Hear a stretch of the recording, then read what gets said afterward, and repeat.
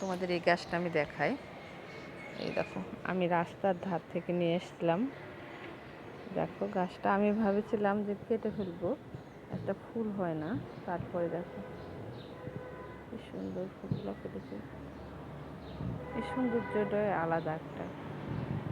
আর এই দেখো ভিতরে একটা গোলাপ ফুটে আছে। দেখো, দেখছো গোটা গাছটায়,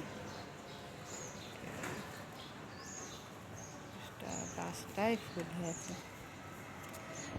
এই দেখো একটা ফুল, এই দেখো গোটা গাছটা সুন্দর ফুলে ফুলে ফুলে ফুলে ভর্তি।